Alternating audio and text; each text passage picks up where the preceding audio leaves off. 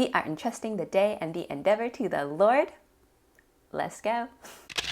Welcome to my channel where I visit many good books that live in the Bible. My name is Sarah Christine, and today I would like to talk about Alice's Adventures in Wonderland by Lewis Carroll. I picked this up because I saw a video on social media with a quote from Lewis Carroll attributed to Alice in Wonderland when the Mad Hatter tells Alice, "You're not the same as you were before. You were much more muchier. You've lost your muchness."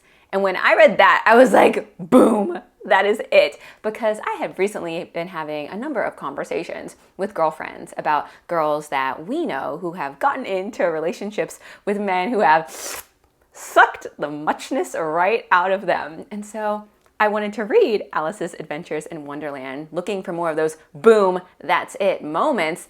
Come to find out that that quotation, like "you're not the same as you were before, you were much more muchier, you've lost your muchness," is not in fact from this book. It is from the adaptation, the Tim Burton film with Johnny Depp.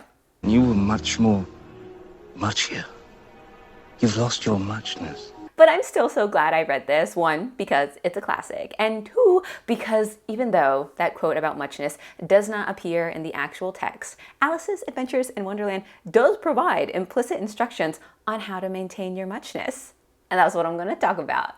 Let's crack into it. First off, what is muchness? Now, I would define it as a kind of tenacity of life, as a zest undiminished by self-consciousness, a willingness to just dive right in. And that is certainly what our girl Alice has as our story begins. And what is the impetus for her diving right in after the white rabbit down the chute that will take her to Wonderland? Granted, that may not have been the best decision. Alice certainly has a bumpy start to her time in Wonderland, not only in hitting the ground, but also in the fact that because of Wonderland's unique snacks, she's spends a fair bit of time yo-yoing between being the size of a giantess and being the size of the people in Honey, I Shrunk the Kids. But Alice's muchness, for all that, is undiminished. In fact, when she encounters a little mouse, Alice's thoughts are, let me talk to it. On page 20, Alice thinks to herself, "Would it be of any use now," thought Alice, "to speak to this mouse? Everything is so out of the way down here that I should think very likely it can talk. At any rate, there's no harm in trying." So she began. "Oh, mouse, do you know the way out of this pool? I am very tired of swimming about here, oh mouse." Alice thought this must be the right way of speaking to a mouse. She had never done such a thing before, but she remembered having seen in her brother's Latin grammar, "A mouse, of a mouse, to a mouse, oh mouse." Even when trying not to drown, Alice's muchness is coming out. She's like, I'm totally down to try and talk to this mouse. And the line within that text where she says, "There's no harm in trying," I think captures a fair bit of what muchness is. It's a willingness to try, to engage, to say, yes, I'm in.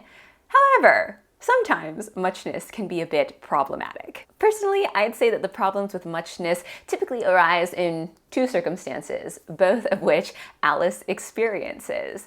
The first of which is that muchness can make you pretty conspicuous, like you're gonna stick out. And like the old Chinese proverb says, a nail that sticks out gets hit, particularly when you have someone like the Queen of Hearts in the mix. Yeah, that lady is a hammer in search of a nail, if ever there was one. That becomes very obvious when Alice is sort of commandeered into playing croquet with the Queen of Hearts and her entourage, using flamingos as mallets and hedgehogs as balls, and the situation quickly escalates. Page 71.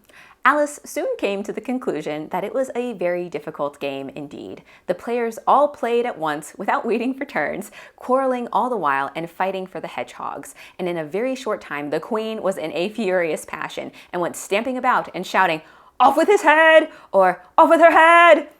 about once in a minute. Alice began to feel very uneasy, to be sure. She had not as yet had any dispute with the queen, but she knew that it might happen any minute. And then she thought, what would become of me? They're dreadfully fond of beheading people here. The great wonder is that there's anyone left alive. Yeah, when you encounter people like the Queen of Hearts who are hammers in search of nails, it is so tempting to mute or muzzle your muchness because it can feel pretty problematic to stick out in those circumstances. You're like, I don't want to be beheaded. I like life, and so kind of want to just hide. However, I would just encourage you that if you are sticking out for the right reasons, do not let your muchness hide. You just let the queen, the hammer, ride. And then you call on Christ, who we are told in 2 Peter 2:9 is able to rescue the righteous, those who do what is right, from all trial, including the ire of cuckoo pants, kings and queens. And if you don't believe me, you just go to Daniel 3 and remind yourself of the story of Hananiah, Azariah, and Mishael, aka Shadrach, Meshach, and Abednego, and be encouraged that the Lord is able to deliver from people that would behead or people that would throw you in a fiery furnace. So that's how you can handle the first circumstance where muchness can be problematic. But there's a second circumstance where muchness can be an issue. And this one is a little bit close to home for me, because sometimes muchness can make you, has definitely made me, stick out for the wrong reasons. Bluntly, muchness can make me a butthead occasionally. If we revisit the thought that our girl Alice had before she tried to talk to the mouse, that there's no harm in trying, that's a great thought to have if you're struggling with insecurity or the temptation to, recoil and shrink back. But it is also the kind of thought that can indicate an obliviousness, or that you're not thinking much about how other people or mice will react. In fact, if we go back to page 20, Alice very quickly learns that sometimes a willingness to dive right in, an eagerness to engage, to be muchy and unabashed, far from gaining you friends, can in fact cause you to give offense. When Mr. Mouse didn't respond to her first overture, this is what Alice thinks to herself. Perhaps it doesn't understand English, thought Alice. I dare say it's a French mouse come over with William the Conqueror. For with all her knowledge of history, Alice had no very clear notion how long ago anything had happened. So she began again. Où est ma chatte? Which was the first sentence in her French lesson book, which means, where is my cat? And the mouse gave a sudden leap out of the water and seemed to quiver all over with fright. Oh, I beg your pardon, cried Alice hastily, afraid that she had hurt the poor animal's feelings. I quite forgot you didn't like cats. Not like cats, cried the mouse in a shrill, passionate voice. Would you like cats if you were me? Well, perhaps not, said Alice in a soothing tone. Don't be angry about it, and yet I wish I could show you our cat, Dinah. I think you'd take a fancy to cats if you could only see her. She is such a dear, quiet thing. Alice went on, half to herself, as she swam lazily about in the pool. And she sits purring so nicely by the fire, licking her paws and washing her face, and she is such a nice soft thing to nurse, and she's such a capital one for catching mice. Oh, I beg your pardon, cried Alice again, for this time the mouse was bristling all over, and she felt certain it must be really offended. We won't talk about her any more if you'd rather not. We indeed, cried the mouse, who was trembling down to the end of his tail. As if I would talk on such a subject! Our family always hated cats, nasty, low, vulgar things. Don't let me hear the name again. I won't indeed, said Alice in a great hurry to change the subject of conversation. Are you fond of dogs?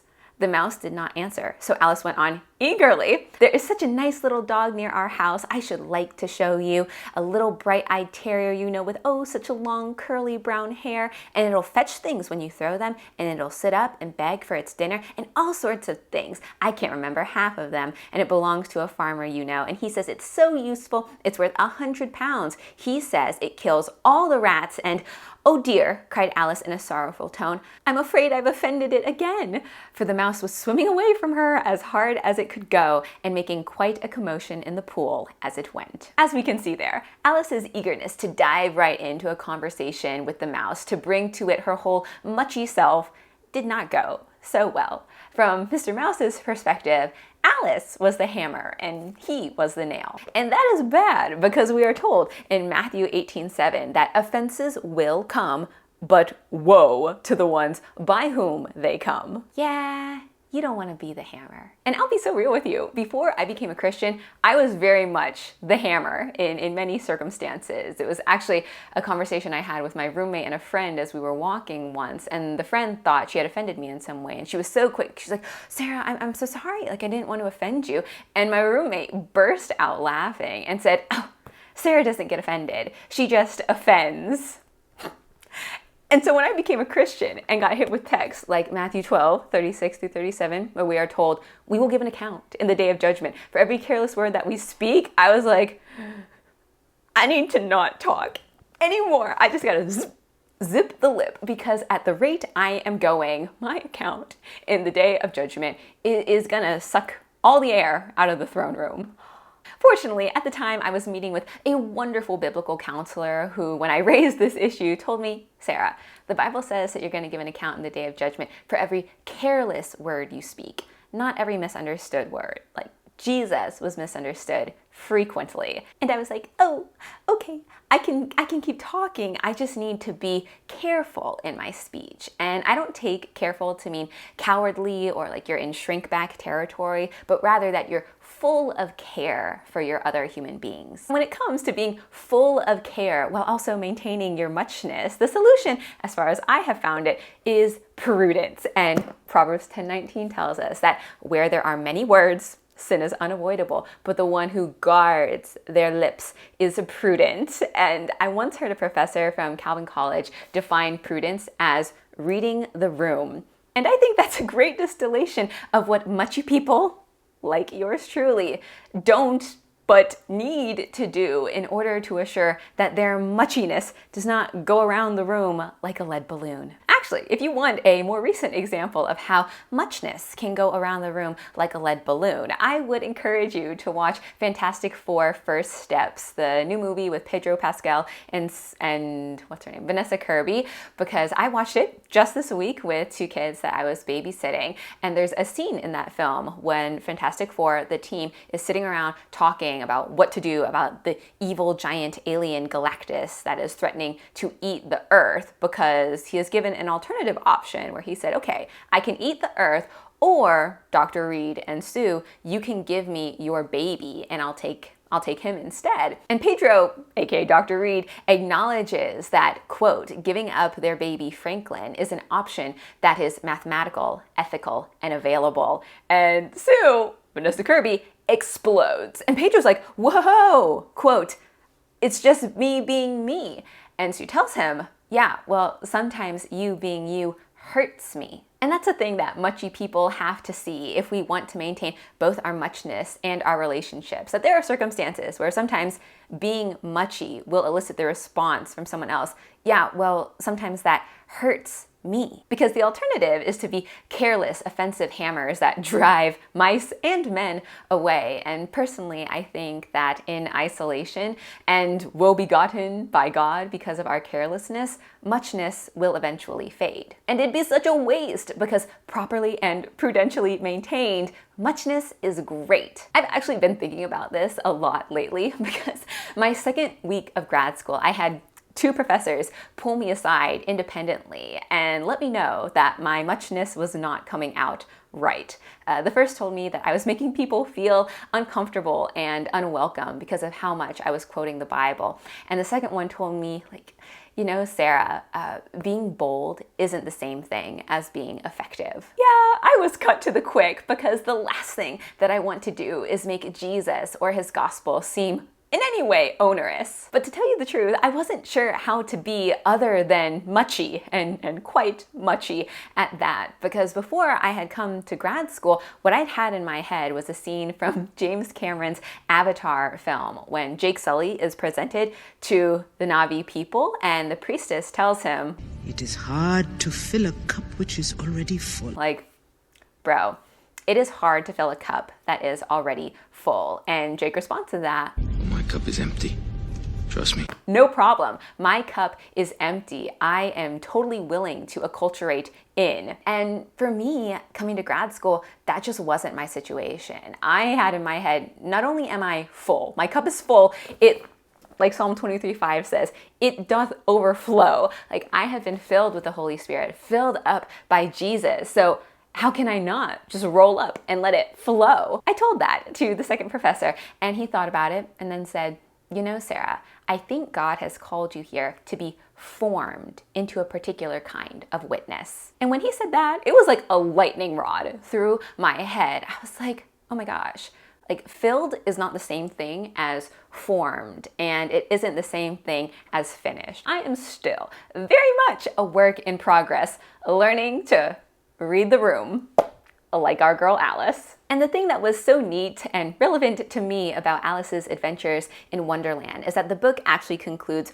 with the courtroom scene, with Alice serving as a dun dun dun dun dun witness for the defense of a man who was under the threat of being beheaded by the king and queen. And Alice, who has become far more prudent for her experiences in Wonderland, is still very muchy, and she is willing to go toe to toe with the king and queen and tell them to their faces, you are full of stuff and nonsense. And when I read that, I was like, Lord, may it be so with me. May I be formed into a particular kind of witness who can read the room, who is prudent, but is also so muchy, who does not shrink before kings and queens, but has learned when, where, and how to let my muchness be unleashed. Thank you so much for joining me today. I hope that this was edifying, encouraging, and entertaining, and I hope you will continue to join me as I visit many good books, but live in the Bible.